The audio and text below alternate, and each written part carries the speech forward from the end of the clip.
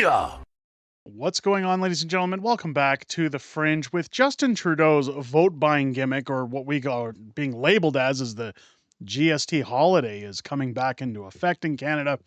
For the next 2 months anyways, it is causing a massive stir at retailers. But one of the things I spoke about last night on my stream, which is something that's very alarming, is that we're starting to see that there really isn't going to be any savings at all. In fact, Justin Trudeau's not going to be doing anything to implement any kind of control when it comes to retailers. And I'm going to get into that. I want to talk about something today because actually something that happened to me yesterday is what's reflecting this story today. So we get into a tweet that I've put out that, I kid you not, while at Costco as of yesterday, I noticed that they're raising the prices on items like potato chips that Justin Trudeau's so-called GST holiday covers an average. They're raising the bags by 50 cents a bag. Stores are upset about the cost of the change to their system, or having to change their systems for the next 2 months, so they pass it on to you.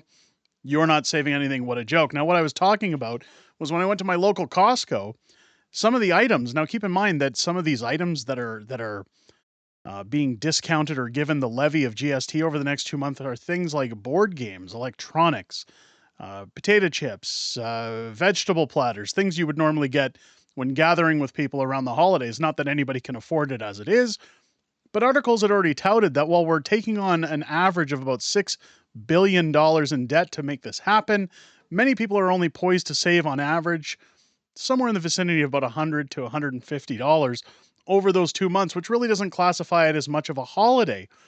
The reason this is happening is because retailers haven't been given any kind of hold as to not being able to raise the prices on these products. In fact, what they're seeing here, and what my guess is that there's either a cost to change their systems, which we're going to get into, or they're simply taking advantage of the fact that, hey, consumers are saving a few cents, so let's just charge them a little bit more. We make more profits. The government tax on their debt and the GST. Now, the reason I'm putting up what the cost of changing things are is it says here, this article coming from CTV, that it's ridiculous. Calgary retailers are now preparing for the GST holiday this week. This could be part of the reason for those price increases, but if we see those price increases, we're actually paying more. We're not saving anything. So really, what was the point in taking this $6 billion deficit? It says here, federal temporary tax break set to start this weekend is causing confusion for Calgary retailers, and it's also coming at a cost. Very important to highlight there. Parliamentary budget officer says the GST holiday could cost upward of $2.7 billion if provinces with a harmonized sales tax ask for compensation. So that's additional on top of what they've already said it's going to cost. It's also coming at a cost to retailers who are attempting to implement the tax break by either updating their systems or bringing in extra staff to categorize items. Set to start this Saturday, the GST holiday, will see the tax of at least 5% removed from dozens of items, including food, beer, wine, and cider, and kids' diapers, clothes, shoes, and toys. Children's board games, toys, etc., and models are part of the GST holiday, for instance, but if you only intend for children under 14 years of age, the government's guidelines state that some retailers say it's confusing to know what falls under the tax-free umbrella and what doesn't. It's impossible for us to go through all of our inventory item by item, said Gordon Johansson, the owner of the Sentry Box in Calgary. He says his store sells board games, card games, books, miniature figurines, and more. There are more than 50,000 items for sale in this shop, they explained. Let's just say I have a separate opinion about the efficacy of this whole situation, and just dumping it on the retailers with no compensation for the extra time it costs is ridiculous, he said. The Calgary Chamber of Commerce compared the sorting of GST-free items to going through a naughty and nice list. It's good news, bad news story, because on one hand, it should attract more customers and guests to an establishment to purchase goods and services. Again, that's debatable when we're talking about 5%. But on the other hand, it also creates a bit of a headache for the businesses because they have to account for the different items that are being bought, said the president and CEO of the chamber. It's also being implemented right in the middle of the time that is already the busiest for many retailers. It's like eating a chocolate bar. It tastes good for 5 minutes, and then afterwards you're thinking, okay, why did I do that? She added.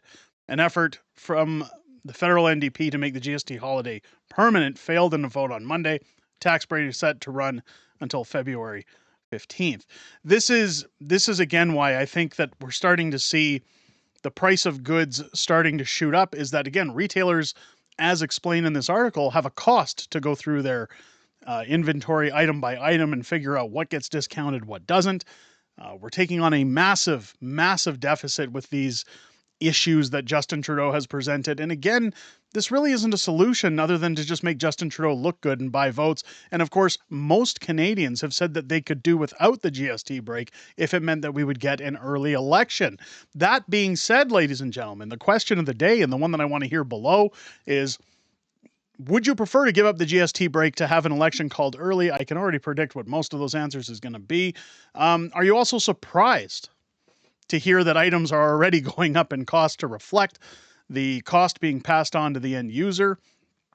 Part of my concern with this, again, when Pierre Poilievre becomes prime minister, is when he axes the carbon tax, what guarantees do we have that retailers are going to start pricing their goods at a reasonable pace, considering that they have every excuse under the sun to raise it these days and put it on the backs of Canadian consumers? Let me know your thoughts down below.